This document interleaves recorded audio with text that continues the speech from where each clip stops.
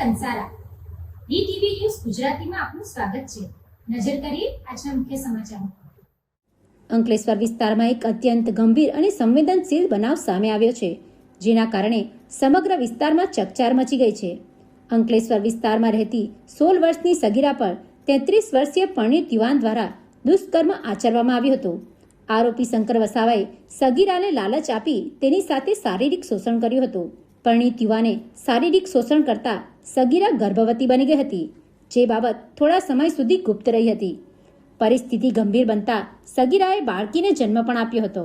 આ ઘટનાની જાણ થતાં પરિવારજનો અને સ્થાનિક લોકોમાં ભારે રોષ ફેલાયો હતો। બાદમાં આ મામલો એ ડિવિઝન પોલીસ સુધી પહોંચતા તાત્કાલિક કાર્યવાહી હાથ ધરવામાં આવી હતી। એ ડિવિઝન પોલીસે સગીરાની ફરિયાદના આધારે શંકર વસાવા સામે પોક્સો અધિનિયમ તેમજ ભારતીય દંડ સંહિતા હેઠળ દુષ્કર્મ સંબંધિત કલમો મુજબ ગુનો નોંધ્યો છે।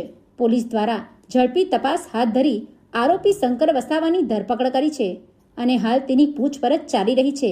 હાલ પીડિતાની તબીબી તપાસ કરાવવામાં આવી છે અને તેને જરૂરી આરોગ્ય તેમજ કાનૂની સહાય પૂરી પાડવામાં આવી રહી છે। સાથે બાળકીની પણ તબીબી દેખરેખ રાખવામાં આવી રહી છે। કેસની ગંભીરતાને ધ્યાનમાં રાખીને પોલીસ દ્વારા તમામ પુરાવાઓ એકત્ર કરવાની પ્રક્રિયા ઝડપથી આગળ વધારવામાં આવી રહી છે। Pintu Modi, DTV news, Ankleshwar.